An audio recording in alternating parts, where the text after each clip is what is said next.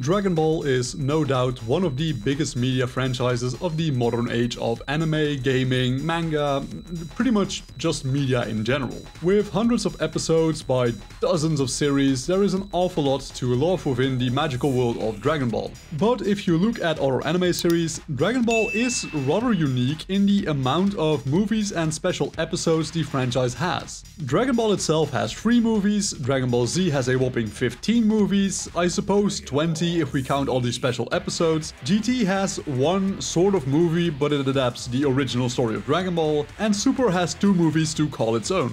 But we will focus on the actual Dragon Ball Z movies for this video. We will be taking a look at how the non-canon movies could potentially fit into the Dragon Ball timeline, the canon timeline that is. As you might have noticed, I just said non-canon movies. For those of you who do not know what non-canon is, allow me to do a quick explanation. There are multiple explanations to define non-canon, but in the context of this video it refers to Dragon Ball movies that do not properly tie into the main timeline. They exist outside of the main timeline and are thus regarded non-canon. They kind of exist in their own little bubble, so to say. Out of the 15 Dragon Ball Z movies, 13% are technically 100% non-canon and 2 of them are kind of canon. More on that later.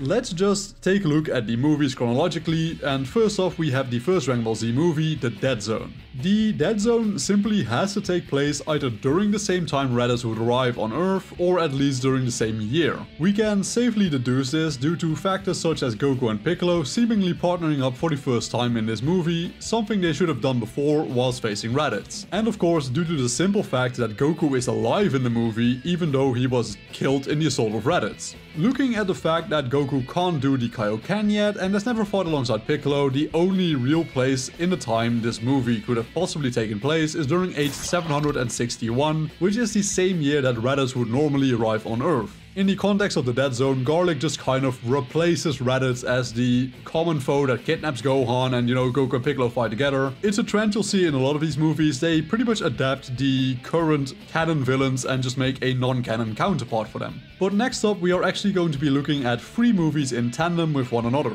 The World's Strongest, The Tree of Might, and Lord Slug all have to take place during age 762 after the Saiyans are defeated on Earth. This is mainly evident due to Vegeta not being present in any of the movies. This of course being due to the fact that he was off on Frieza Planet 79 getting healed from the ass whooping he received on Earth. The problem with these 3 movies is that they are some of the hardest to place, with one of them being particularly difficult to place. All 3 of these movies have to take place within less than a 2-month span of time, between November 4th and December 23rd to be precise. This being due to the fact that Krillin and Gohan only leave the hospital after the battle with Vegeta on November 7th, yet they were present in the movies. They were hospitalized on the 4th of November, so they could theoretically be released earlier, but it's still a stretch, right? And Goku actually arrives on Namek on December 24th, so the events of these movies have to take place in that time frame. There is still the fact that in the Tree of Might, Yamcha, Tien and Chaozu are seen alive and well. This is completely impossible in the main timeline since they all fell to the Saiyans and were only revived during age 763. You could theoretically place both the World's Strongest and Lord Slug in the canon timeline by twisting some things here and there, like put it after Gohan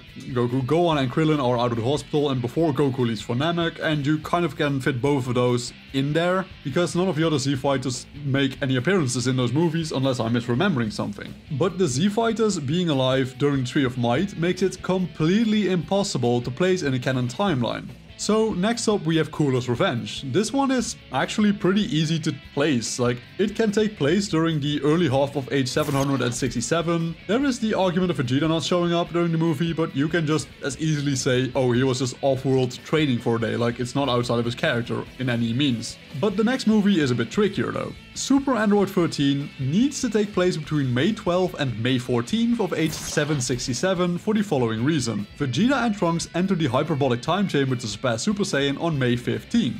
And in the movie, we never see them use Grade 2 or Grade 3, even though it would have made beating Android 13 so much easier. And the movie can only take place after Android 19 and 20 have been defeated on May 12 due to the gang knowing that the enemies are androids straight away. There is still the issue that Goku's heart virus only gets cured by Future Trunks on May 15th though, but you could argue the movie takes place on May 13th and Goku just had a particularly good day. Now, of course, I know that that's not realistic, but I'm just doing like, oh, could it be possible? I suppose, right? Like, this is not meant to be super serious, but you could theoretically place this movie in that time slot. And the next movie in line is the events of the Return of Cooler movie, which can only take place between May 20th and May 25th of age 767 once again. This is due to Vegeta only exiting the hyperbolic time chamber on May 19th and the Cell games officially beginning on May 26th. These events alone pretty much force the movie to take place in this time frame. The next movie, Broly the Legendary Super Saiyan, takes place between May 21st and May 25th of the same age. This being due to Trunks exiting the hyperbolic time chamber on May 20th and being present in the battle against Broly. So if we go by what I just said, both of these movies could theoretically be placed into the timeline in that time frame.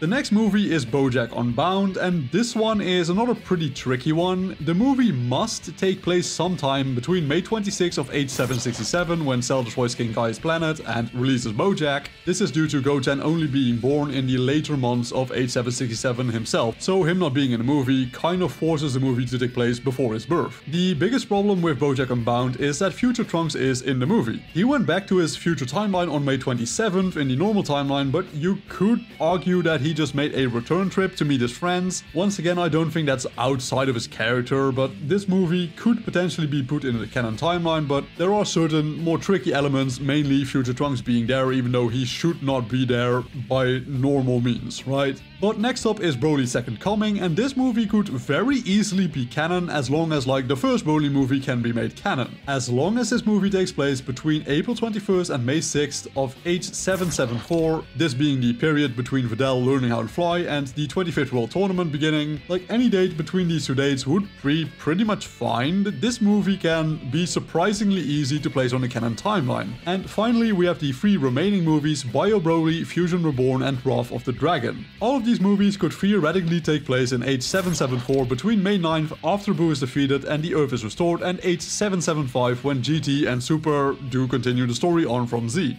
Bio Broly itself is pretty easy to make canon. There's not a lot to be said about the movie since it has a very low impact on the story anyway, and looking at the characters that are actually there, there's no real conflicting things about them being there during that time frame. Fusion Reborn can also be made canon pretty easily, if not for the fact that Pikkon has a pretty big role in the movie. Pikkon himself is not canon, but the non-canon arc he debuts in is not the worst in terms of placements anyway, so... But the only real issue with this movie is that Vegeta did not have his body in the other world initially. But this could be remedied by placing the movie very early on in the Buu saga, right before Vegeta regains his body. But the movie is somewhat capable of being slightly on the canon timeline if you twist some things here and there. And lastly, Wrath of the Dragon could be canon pretty easily as well, if you don't think too hard about the loophole of Tapion giving Trunks his sword, even though Future Trunks already had it without meeting Tapion. But if you just ignore that one fact, the events could take place on the canon timeline pretty easily. Now, the final two Z movies are actually Battle of Gods and Resurrection F, and they are both canon,